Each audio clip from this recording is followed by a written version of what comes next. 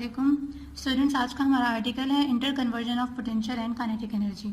इस आर्टिकल में हम क्या देखेंगे कि पोटेंशियल एनर्जी और काइनेटिक एनर्जी किस तरह से एक दूसरे की फॉर्म में कन्वर्ट होती हैं, किस तरह से एक डिक्रीज होती है तो दूसरी में इंक्रीज आता है, और किस तरह से जो टोटल एनर्जी है वो कांस्टेंट रहती है। This is basically in accordance with the law of conservation of energy. और law of energy conservation of energy ये कहता है कि energy can neither be created not be destroyed. Energy को ना हम पैदा कर सकते हैं ना हम खत्म कर सकते हैं, but it can be transform from one form to another. लेकिन ये अपनी एक हालत से दूसरी हालत में तब्दील हो सकती है। तो लेट्स गो हियर।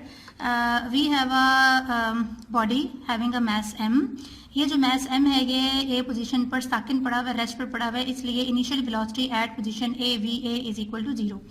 ये जो मास है ये इस ज़मीन से h की हाइट पर है। ये जो मास है जब हम इसको फॉल करवाएंगे इन द एब्सेंस ऑफ एयर, ये भी सब कुछ जो हो रहा है ये इन द एब्सेंस ऑफ एयर हो रहा है, तो ये मास जो है वो नीचे को आएगा। जब ये मास नीचे को आएगा तो जब ये गुजर रहा होगा एट पोजीशन B, तो हम कहेंगे इसकी वेलोसिटी है एट पोजीशन B VB, और C पोजीशन पर आकर ये हिट करेगा तो C पोजीशन पर इसकी वेलोसिटी हो जाएगी VC।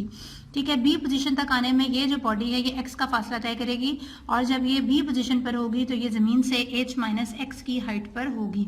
हमें इन तीनों पोजीशन A B C पर टोटल एनर्जी मालूम करनी है, और टोटल एनर्जी मालूम करने के लिए हमें सबसे पहले काइनेटिक एनर्जी और पोटेंशियल एनर्जी को मालूम करना होगा, फिर हम इन दोनों को सम अप कर देंगे। तो हम स्टार्ट करते हैं at position A। Potential energy जो होती है वो mgh होती है। अब चूंकि ये बॉडी h हाइट पर मौजूद है इसलिए पोटेंशियल एनर्जी इसमें मैक्सिमम है, that is mgh। Kinetic energy का फॉर्मूला होता है हाफ mv का स्क्वायर। अब चूंकि a पोजीशन पर है तो वेलोसिटी विल बी va का स्क्वायर। अब चूंकि va इज इक्वल टू 0 तो काइनेटिक एनर्जी 0 है इस पोजीशन पर, तो पोटेंशियल एनर्जी और काइनेटिक एनर्जी को सम अप करें तो we will get mgh। So total energy at position a is mgh। Next हम लोग मालूम करते हैं at position b। Position B पर ले जाने के लिए हम इसको स्टार्ट करेंगे पोटेंशियल एनर्जी से। पोटेंशियल एनर्जी होती है mg और हाइट। जब बॉडी पोजीशन B पर होगी तो ये ज़मीन से h माइनस एक्स की हाइट पर है, इसलिए मैंने हाइट की जगह h माइनस एक्स लिख दिया। इट मीन्स के the potential energy is decreasing. जैसे जैसे हाइट डिक्रीज हो रही है वैसे वैसे पोटेंशियल एनर्जी भी डिक्रीज हो रही है। काइनेटिक एनर्जी के लिए हाफ mvb का स्क्वायर लगाएंगे क्योंकि ये एट पोजीशन B है। अब बेटे हमारे पास vb स्क्वायर की वैल्यू नहीं है, इस vb को निकालने के लिए हम इक्वेशन ऑफ मोशन जो है वो यूज करेंगे, वो है 2as is equal to v f square minus v i square. तो मैंने इसको थोड़ा सा रीअरेंज करके लिखा है, वी एफ स्क्वायर बराबर है v i square plus 2as। V f जो है हमारे पास वी बी के बराबर है, इनिशियल वेलोसिटी वी ए है जो कि 0 है, और एस का मतलब है एक्स, यानी कि पोजीशन बी तक आने में हमारी बॉडी ने एक्स का फासला तय किया। ये सारी वैल्यूज जब हम इस वैल्यू में डालेंगे तो हमारे पास वी बी स्क्वायर का आंसर आ जाएगा 2gx। इस वी बी स्क्वायर की वैल्यू को उठाकर हम काइनेटिक एनर्जी में पुट करेंगे तो kinetic energy will become half m v b के स्क्वायर की वैल्यू 2gx है, 2 से कैंसिल हो जाएगा तो वी विल गेट mgx। अब हमने बेटे क्या करना है, टोटल एनर्जी निकालने के लिए काइनेटिक और पोटेंशियल एनर्जी को सम अप करेंगे। mgh माइनस mgx, ये जो फॉर्मूला है इसको आप ओपन कर लें, प्लस mgx और mgx कैंसिल हो जाएंगे तो we will get finally mgh। इसका मतलब कि at position B total energy is also equal to the total energy at position A। Now we will come towards position C। इस position C पर बेटे अगर आप गौर से देखें तो ये रेफरेंस लेवल है, और रेफरेंस लेवल की हाइट हमेशा 0 होती है। ये मैं आपको बता चुकी हूँ एब्सोल्यूट ग्रेविटेशनल पोटेंशियल एनर्जी के आर्टिकल में। तो पोटेंशियल एनर्जी हो गई इस पोजीशन पर 0। काइनेटिक एनर्जी का फॉर्मूला है हाफ mvc का स्क्वायर।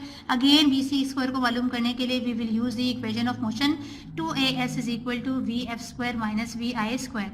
यहाँ से vf को हमने निकाल लेना है। vf जो है हमारे पास vc के बराबर है, vi जो कि va के बराबर है, दैट इज इक्वल टू 0, और इस मास ने a से c तक आने में h का फासला तय करेगी equal to the height of the mass, तो s बराबर है h डाल देंगे।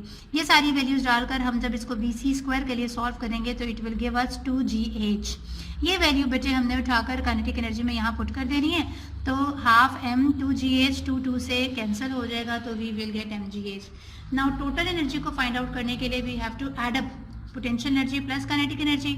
As potential energy is equal to 0 तो हमारे पास टोटल एनर्जी आ जाएगी mgh। इसका मतलब कि in the absence of air friction हमारी इस बॉडी की जो तीनों पोजीशंस हमने ली थी ABC, इन तीनों पर टोटल एनर्जी जो है वो कांस्टेंट है mgh। हाँ, वो और बात है कि कहीं पोटेंशियल एनर्जी ज़्यादा है, कहीं काइनेटिक एनर्जी कम है, कहीं पोटेंशियल एनर्जी बिल्कुल जीरो है, काइनेटिक एनर्जी मैक्सिमम है, कहीं पोटेंशियल ज़्यादा है और कहीं काइनेटिक एनर्जी कम है। तो दिस प्रोसेस कंटिन्यूस, और ये सारा हमने किया था in the absence of air friction. तो law of conservation of energy कहता है loss in potential energy is equal to gain in kinetic energy, कि जब पोटेंशियल एनर्जी में लॉस होता है तो काइनेटिक एनर्जी में गेन हो जाता है। तो फॉर एग्जाम्पल अगर ये मैस m यहाँ से यहाँ पर मूव कर गया है और इसकी मैं हाइट कहती हूँ, ज़मीन से पहले ये h1 की हाइट पर था, अब ये ज़मीन से h2 की हाइट पर है। जब h1 की हाइट थी तो वेलोसिटी इसकी v1 थी, h2 की हाइट पर इसकी वेलोसिटी अगर v2 है तो मैं लिख सकती हूँ mgh1 माइनस h2 बराबर है हाफ mv2 का स्क्वायर माइनस v1 का स्क्वायर। ये हमारे पास बन जाएगा law of conservation of energy.